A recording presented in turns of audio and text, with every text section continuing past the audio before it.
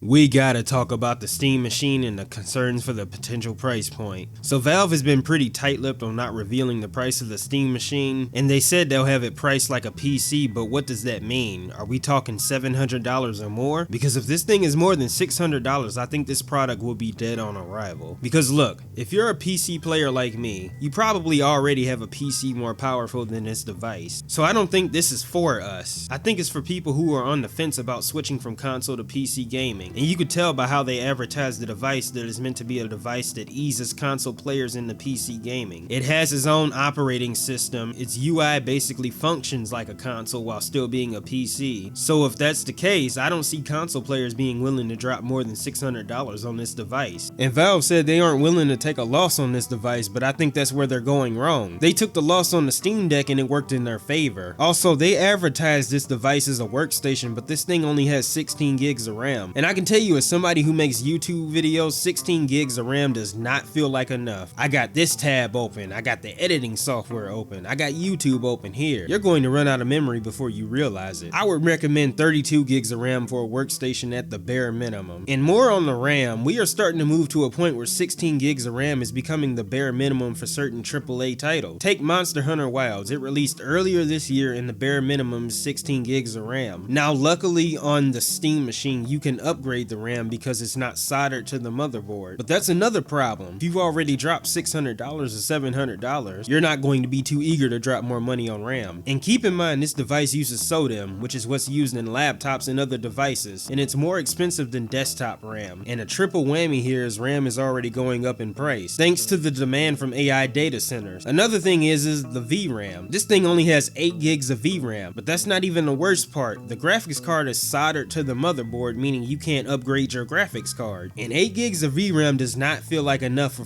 4K gaming, unless you want to run everything on medium to low settings depending on the game. I mean, if you want to do 4K gaming, it's recommended you get 12 to 16 gigs of VRAM. With only 8 gigs, you'd be better off playing games at 1080p to optimize performance, and that way you can put everything on high settings. Also, you can't upgrade the CPU on this either because it's soldered to the motherboard as well. And the storage for the cheaper device is 512 gigabytes, which I kinda wish that was a terabyte of storage, because if I bring up a game like Baldur's Gate 3, that game needs 150 gigabytes to install. Black Myth Wukong requires 130 gigabytes, and even some of the smaller titles like Monster Hunter Wilds require 75 gigabytes. With these 3 games alone, we are already at 355 gigabytes of storage, which is over half of our default storage. Do you see how fast you can run out of storage depending on what kind of games you play? Now, just like the RAM, you can upgrade your storage, but like the RAM, that comes to you having spent more money after you already bought this device. Which brings me back to the price of this device. The price can make or break this device, but if they price it like a PC and charge $700 or more, you might as well build your own PC. I think they should take the loss and price this at $500, and here's why. Just like with the Steam Deck, they will take the loss on hardware but make more than enough money back because they brought a whole bunch of new people into the ecosystem. And now those people are spending money on their storefront buying a bunch of games. Also, if they price this at $500, I could see people passing up the latest Xbox or PlayStation because they already have their games on Steam. Nintendo games are also on PC, but not officially. And all 3 console manufacturers raised the price of their consoles despite the age of them, so at $500, people would be lining up to buy this thing. However, if they do charge more than $500, I think they should bundle it with the new controller. I can see that working out pretty well from them. Side note on the controller, people have been saying this layout is weird, and my thoughts are this controller is basically the same as a Steam Deck. If you use the Steam Deck or hell, even a Switch, this controller will feel just fine. But back on the pricing, if they charge $600, I think that's the borderline. That's where they may end up having to bundle this thing with something to really get these devices out the door. Because even people who don't know or care about specs are likely going to be hesitant about this device at $600. $700 or more, and I don't think people will even think about buying this thing. For them, it'll probably be an instant nope, and they'll go buy a console instead. And keep in mind, they're coming out with 2 different models of this device, so I don't see why they can't make the $500 212GB version around a console price and make the 2TB over $600. And Linus Tech Tips claims Valve had a negative reaction to the $500 price point, which really doesn't bode well when you're asked about a price point and have a negative reaction to it. It comes off as if you're not interested in meeting the potential customer in the middle. I really hope Valve doesn't be bullheaded and charge PC prices anyways, because they have gold in their hands. But if they screw this up, that gold will turn into dust. Valve already tried to make a previous product called the Steam Machine, ironically, but that product failed. IGN also ran a Steam Machine price survey, and while this isn't a huge sample size, take a look at this. There was a little over half of the people that wanted this at $500, but almost 30% said they would be willing to pay $800, which I don't know if they are trolling or they will actually drop $800 on this. But if you're watching this, let me know how much you would be willing to pay for this device. Be honest, or hell, troll me. I don't really care either way. But I think Valve is weighing their options, because you know they saw that 30%, and my fear is they might say screw it and listen to the 30%. Not to mention Valve has a few things working against them. One is, aside from the Steam Deck, they're not really established in the hardware market of gaming, and the Steam Deck is very